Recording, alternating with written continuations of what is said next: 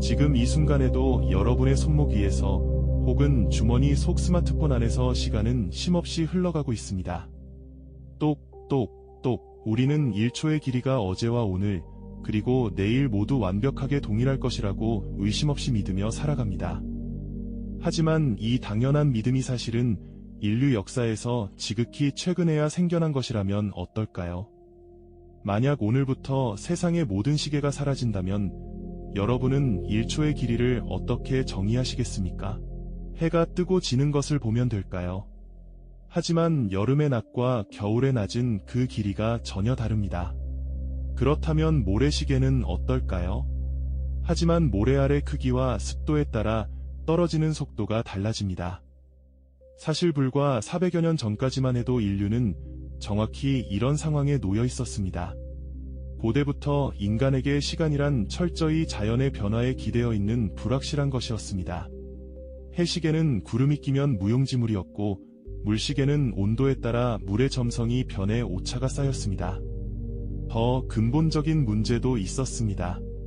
고대 로마와 중세 유럽에서는 낮 시간을 12등분하고 밤 시간도 12등분하는 방식을 썼는데 계절에 따라 낮과 밤의 길이가 달라지니 여름의 1시간과 겨울의 1시간은 그 물리적 길이가 명백히 달랐습니다. 시간은 일정하게 흐르는 강물이 아니라 계절과 날씨에 따라 늘어났다 줄어드는 헐렁한 고무줄 같은 것이었습니다.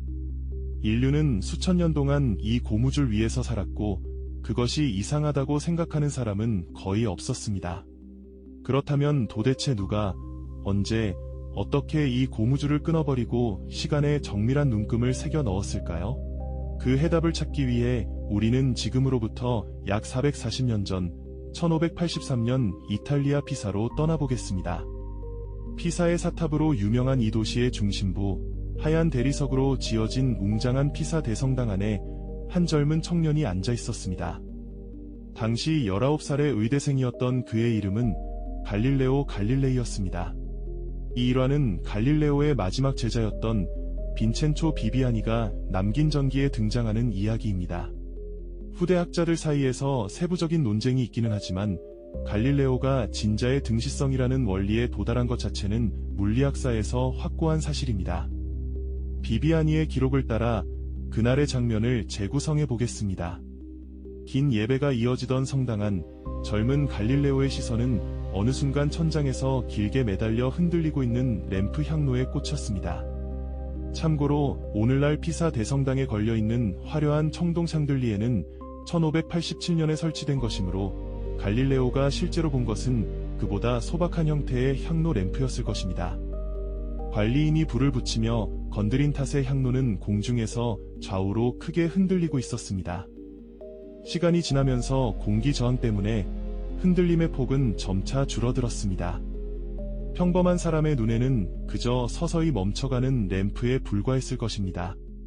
하지만 천재의 눈에는 전혀 다른 것이 보였습니다. 갈릴레오는 기묘한 직감에 사로잡혔습니다. 향로가 크게 흔들릴 때나 힘을 잃고 아주 작게 흔들릴 때나 한쪽 끝에서 반대쪽 끝을 거쳐 다시 돌아오는 데 걸리는 시간 자체가 변하지 않는 것처럼 보였던 것입니다. 상식적으로 생각하면 이동거리가 길 때는 시간이 더 걸리고 짧을 때는 빨리 끝나야 맞을 것 같았습니다. 하지만 자연은 상식과 달랐습니다. 그는 이 직감을 즉시 검증하고 싶었습니다. 문제는 그 시대에 초 단위를 측정할 수 있는 정밀한 도구가 세상에 존재하지 않았다는 것이었습니다. 여기서 갈릴레오는 의대생다운 기질을 발휘했습니다. 그는 조용히 자신의 손목 위에 손가락을 얹고 맥박을 짚기 시작했습니다. 두근, 두근, 두근. 그는 자신의 심장 박동을 시계 삼아 향로가 한 번 완전히 왕복하는 동안 맥박이 몇 번 뛰는지를 세었습니다. 크게 흔들릴 때의 맥박수, 그리고 움직임이 거의 사라질 만큼 작게 흔들릴 때의 맥박수를 반복적으로 비교했습니다. 결과는 놀라웠습니다. 진동의 폭이 크든 작든 한 번 왕복하는 데 걸리는 맥박의 수가 사실상 같았던 것입니다. 이것이 바로 물리학사에 기록된 위대한 발견, 진자의 등시성이 세상의 모습을 드러낸 순간이었습니다. 진자의 등시성이란 무엇일까요? 줄에 매달린 추가 한 번 왔다 갔다 하는데 걸리는 시간, 즉 주기는 추의 무게나 흔들리는 폭과 무관하게 오직 줄의 길이에 의해서만 결정된다는 원리입니다. 같은 길이의 줄이라면 무거운 쇠구슬을 달든 가벼운 나무 구슬을 달든 왕복 시간은 동일합니다. 크게 밀어서 흔들든 살짝 건드려서 흔들든 돌아오는데 걸리는 시간은 변하지 않습니다. 물론 현대 물리학의 관점에서 한 가지 짚어둘 것이 있습니다. 이 등시성은 진동 각도가 작은 범위 안에서 매우 정확하게 성립합니다.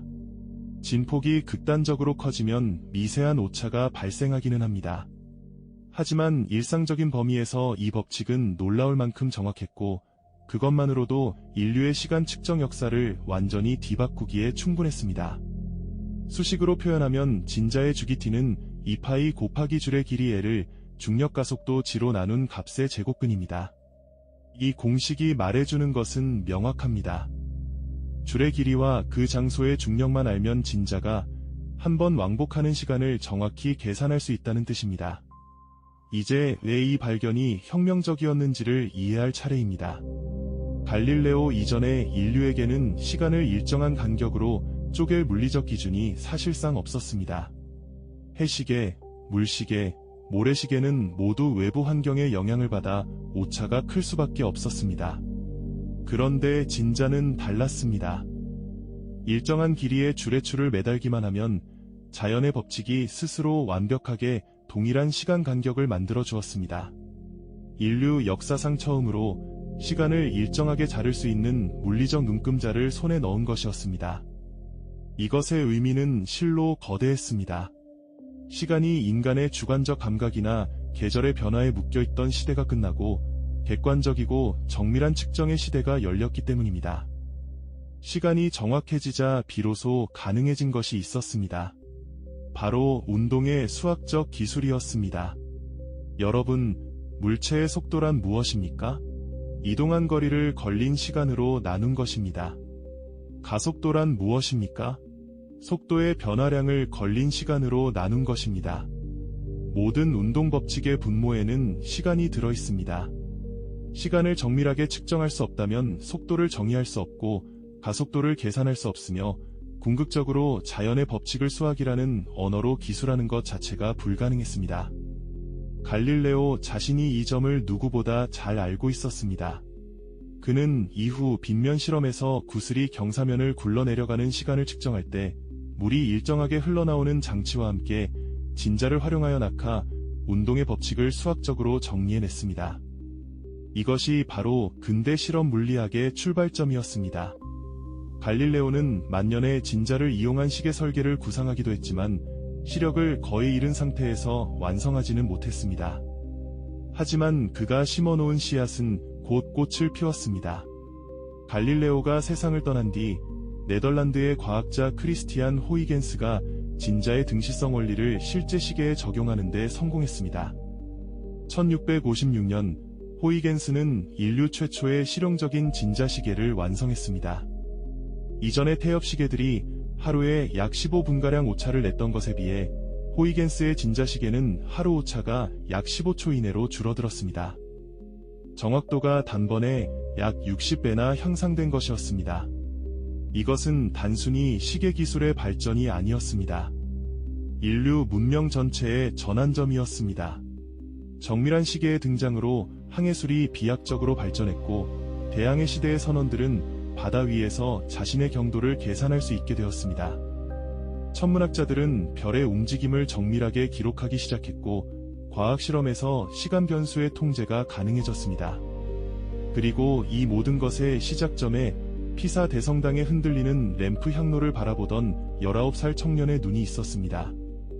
어쩌면 과학의 역사에서 가장 위대한 순간들은 이렇게 평범한 일상 속에서 탄생하는 것인지도 모릅니다. 관건은 같은 것을 보되 남들이 보지 못하는 것을 읽어내는 눈, 바로 그것이었습니다. 이제 이야기는 다음 장면으로 넘어갑니다. 갈릴레오가 세상을 떠난 1642년 같은 해에 영국의 작은 마을 울스소프에서 한 아기가 태어났습니다. 바로 아이작 뉴턴이었습니다. 다만 한 가지 흥미로운 사실을 짚어드리겠습니다. 이 같은 해라는 표현은 당시 영국이 사용하던 율리우스력 기준입니다. 당시 가톨릭 국가인 이탈리아는 이미 그레고리력을 쓰고 있었고 개신교 국가인 영국은 여전히 구력인 율리우스력을 고수하고 있었습니다. 현재 우리가 쓰는 그레고리력으로 환산하면 갈릴레오는 1642년 1월 8일에 사망했고 뉴턴은 1643년 1월 4일에 태어났습니다. 엄밀히 말하면 약 1년의 차이가 있습니다. 하지만 중요한 것은 달력의 숫자가 아니라 한 거인이 무대를 떠나고 또 다른 거인이 등장하는 그 지적 계보의 연결입니다. 갈릴레오가 일정한 시간의 간격을 측정할 수 있는 물리적 도구의 토대를 놓았다면 뉴턴은 그 시간이라는 개념 자체를 우주의 절대적인 진리의 차원으로 끌어올렸습니다. 뉴턴은 우주 어디에나 동일하게 적용되는 단 하나의 완벽한 시계가 존재한다고 선언했습니다. 그것은 외부의 그 어떤 물질이나 운동과도 관계없이 스스로 균일하게 흘러가는 절대적인 시간이었습니다. 서울의 지금과 안드로메다의 지금이 완벽하게 일치하는 우주 전체를 관통하는 보이지 않는 거대한 시계의 시대가 열리려 하고 있었습니다. 갈릴레오가 피사 대성당에서 발견한 진자의 등시성, 그것은 단순히 추가 흔들리는 규칙을 알아낸 것이 아니었습니다. 그것은 인류가 자연의 불규칙한 리듬에서 벗어나 시간을 수학적으로 통제하기 시작한 문명사적 전환점이었습니다. 그리고 이 정밀한 시간의 잣대 위에서 뉴턴의 역학이 탄생하고 근대 과학의 거대한 체계가 세워졌습니다. 과연 뉴턴이 정의한 절대적이고 수학적인 시간이란 무엇이었을까요? 이 한 문장이 어떻게 무려 200년이 넘는 세월 동안 전 세계의 물리학을 지배할 수 있었을까요? 그리고 이 완벽해 보였던 시간의 개념은 어떻게 무너지기 시작했을까요? 다음 편에서는 뉴턴의 절대시간, 그 위대하고도 직관적인 세계관 속으로 깊이 들어가 보겠습니다. 본 영상이 유익하셨다면 구독과 좋아요는 다음 영상 제작에 큰 힘이 됩니다.